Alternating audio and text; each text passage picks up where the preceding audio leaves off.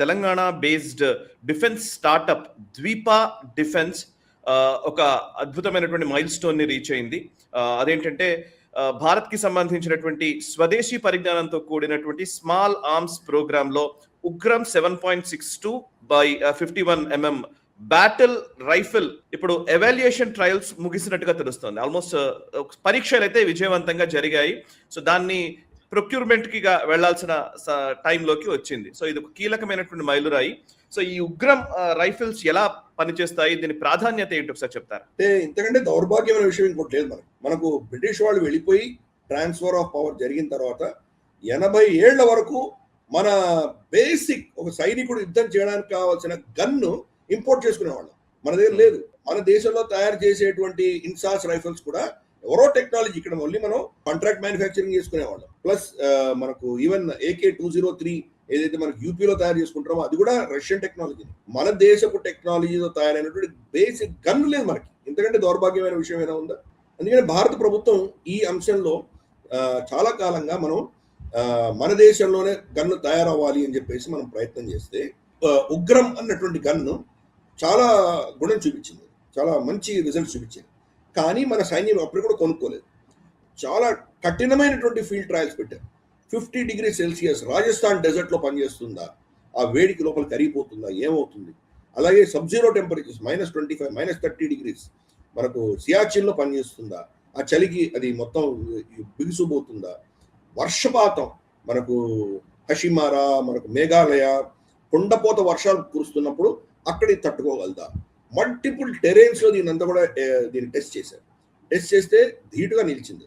అది కూడా మన హైదరాబాద్ బేస్డ్ కంపెనీ, ఇందాక మీరు చెప్పినట్టు ద్వీపా డిఫెన్స్, వాళ్ళు దీన్ని ప్రూవ్ చేయగలిగారు. సో ఫైనల్గా ఆర్మీ క్లియర్ చేసింది. కానీ ఆర్మీకి ఆల్రెడీ ప్రొక్యూర్మెంట్ ఆర్డర్స్ ఉన్నాయి కాబట్టి ప్రస్తుతానికి వాళ్ళు ఇమ్మీడియట్ తీసుకోవట్లేదు.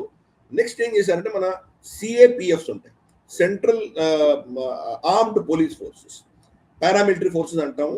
బట్ పారామిలిటరీ ఫోర్స్ కంటే కూడా అది సెంట్రల్ ఆర్మ్డ్ పోలీస్ ఫోర్స్ అనడం బెటర్ మనకి. దీంట్లో మనకు CRPF వస్తుంది, BSF వస్తుంది, మనకు ITBP వస్తుంది, అలాగే మనకు రాష్ట్రీయ రైఫల్స్ వస్తుంది.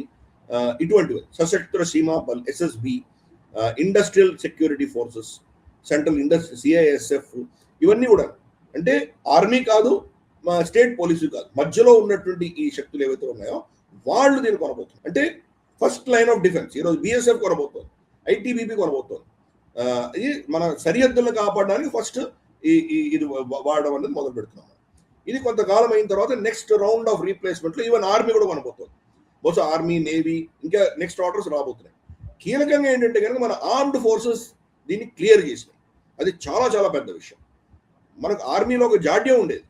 అసలు భారతదేశంలో తయారయ్యే అన్ని కూడా నాసిరకము ఇంపోర్ట్ చేసుకోవాలి అన్నటువంటి ఒక దౌర్భాగ్యమైనటువంటి వాళ్ళ మెంటాలిటీ ఉండేది. వాళ్ళు మనోహర్ పరికర్ గారు వచ్చాక ఎంత కష్టపడో దాన్ని ఆయన మార్చే ప్రయత్నం చేశారు. ఆయన మనం చాలా ఫేమస్గా మనకు తెలిసిన విషయం, స్నో బూట్స్ భారతదేశంలో తయారైంది యూరోప్కి వెళ్ళి మళ్ళీ వాళ్ళు ఇంపోర్ట్ చేసుకునేవారు.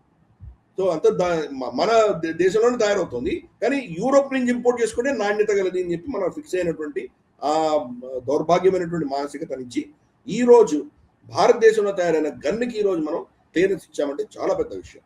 అఫ్ కోర్స్ ఇంకా ఆర్మీలో డిప్లాయ్ అయ్యేంత వరకు కూడా ఇంకా సమయం పడుతుంది. ఇంటర్నల్గా CAPFలు దాన్ని వాడుతున్నాయి. కాబట్టి మనం ద్వీపా డిఫెన్స్కి, మన సైన్యానికి దీన్ని DRDO దీన్ని సమర్థించి దీన్ని టెక్నాలజీ ట్రాన్స్ఫర్ చేసి ద్వీపాకి సమర్థన ఇచ్చినటువంటి DRDO సిబ్బందికి వీళ్ళందరికీ కూడా మనం అభినందనలు తెలుపుతాం. ఈ వీడియో మీకు నచ్చినట్టయితే లైక్ చేయండి, 10 మందికి షేర్ చేయండి. అలాగే కామెంట్ల రూపంలో మీ అభిప్రాయాలను మాతో పంచుకోండి. Nationalist hub group of channels ను సబ్స్క్రైబ్ చేసుకుని తెలుగునాట జాతీయవాద జర్నలిజాన్ని ప్రోత్సహించండి. ఈ వీడియో కింద ఉన్న బెల్ ఐకాన్ పై క్లిక్ చేయడం మర్చిపోవద్దు.